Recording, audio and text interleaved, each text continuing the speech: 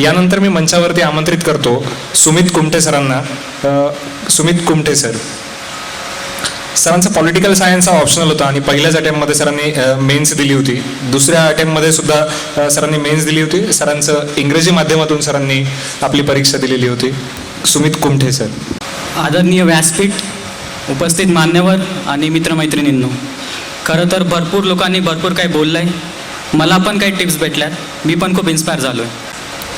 तरी पण मी आता फार अनकॉमन गोष्टी बोलायचा प्रयत्न करेल, ज्या आधीच्या स्पीचेसमध्ये नाही झाल्या असं मला वाटतं. When we start UPSC journey, what is the 2 questions which come to our mind. First is का करायचं, आणि दुसरं नाही झालं तर काय. ही first is passion, second is fear. There is a battle between two, passion and fear, at least for an average student like me. कारण ही जी भीती आहे, ती भीती घरचे काय म्हणतील नाही झालं तर.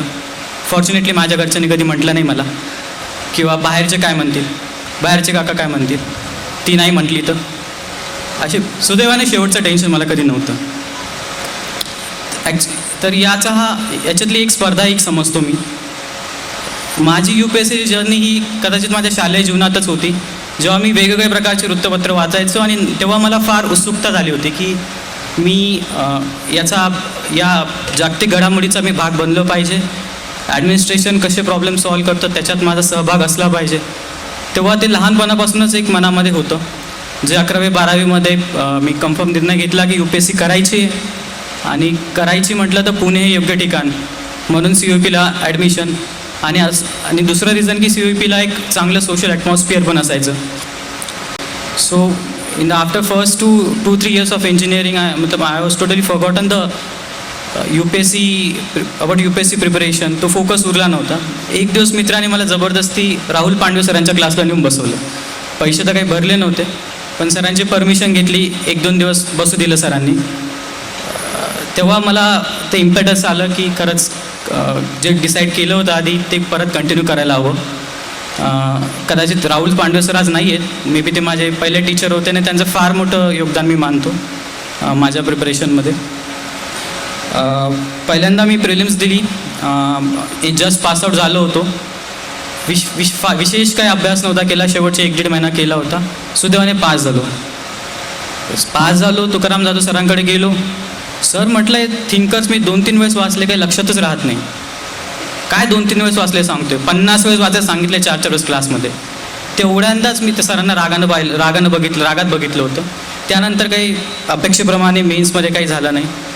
नंतर परत सरांकडे गेलो, परत काय करता येईल. सरांनी परत गायडन्स दिलं, परत मोटिवेशन दिलं. पण दुसरी प्रिलिम्स दिली नाही, प्रिलिम्सच फेल झालो, जे की फार अनपेक्षित होतं मला. मधात MPSC पण दिली होती आधी, ती पण फेल झालो. निगेटिव्ह थॉट सायकल स्ट्रॉंग होत गेली. सुदैवाने वेगवेगळे मित्र भेटले, ज्यांनी खूप म्हणजे सुदर्शन, प्रणव, भरपूर मित्र आहेत ज्यांनी खूप मला चांगलं काउन्सिलिंग केलं. अमित अहिरे सर, ज्यांचं मी नक्कीच नाव घेतलं पाहिजे, त्यांनी फार मला पर्सनल लेवलवर काउन्सिलिंग केलं for every UPSC question or every person problems. what I feel that there are few lessons I learned in the UPSC. What is most important I feel is the 3 C's. This confidence, common sense, which is very required for preliminary examination, and the third is Chikati, means you should be persistent in your efforts. Actually Barishanni mention केलेच, you should always be on a fire with regards to your preparation.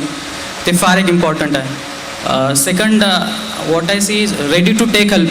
हा attitude फार महत्त्वाचा. नाही तर मला सगळं येतं आहे, मीच भारी, किंवा हा ॲटिट्यूडनं उलट नुकसान होण्याची शक्यता जास्त आहे. इवन मी माझ्या प्रत्येक सहकारीपासून मी माझी मदत घेतली, त्याचा पण फार फायदा झाला. UPSCच्या प्रिपरेशनमध्ये मला काही वेगवेगळ्या क्षेत्रात पण जायची संधी भेटली. Most memorable gift is my job is at RBI. Reserve bank of इंडियाच्या जॉबला एवढं सोशल रेकग्निशन थोडं कमी, मे बी 8 नोव्हेंबर नंतर ते बदललं.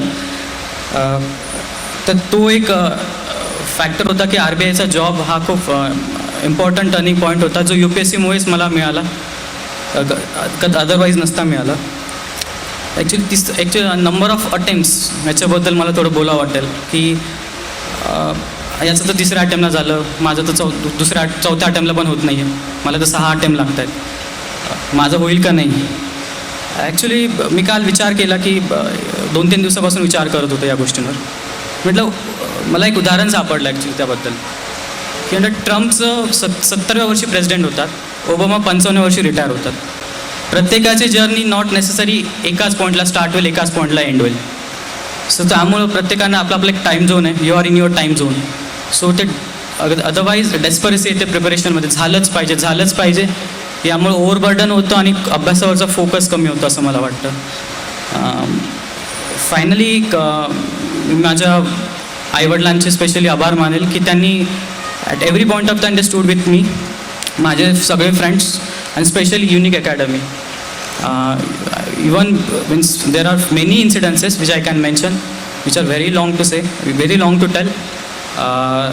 सपोज फॉर इंटरव्ह्यू, तर एकच महिना राहिला होता इंटरव्ह्यूला माझ्या, आणि काहीही मला कल्पना नव्हती कसं करतात. जॉब चालू होता, अजिबात वेळ भेटायचा नाही तेव्हा मला. मी डायरेक्टली सरांना फोन केला, तो परम सरला, सर मला काहीच केलेलं नाही आहे, मला काही आठवत पण नाही आहे, पेपर पण वाचलेला नाही आहे मी, खूप महिने झाले. सरांनी पुण्यावरून चेन्नईला मला नोट्स पाठवल्या, हे वाच, ते कर, हे कर, ते कर. उलट त्यांचा उत्साह मला माझ्यापेक्षा दांडगा वाटला की माझा इंटरव्ह्यू आहे. त्याबद्दल थँक्यू सर. ॲक्च्युली जास्त वेळ घेणार नाही, हेच डिसाईड करून आलो होतो. शेवटचा कोट ॲक्च्युली मला जो वाटला तो खूप इम्पॉर्टंट आहे. 1 day or day 1 you decide. Thank you.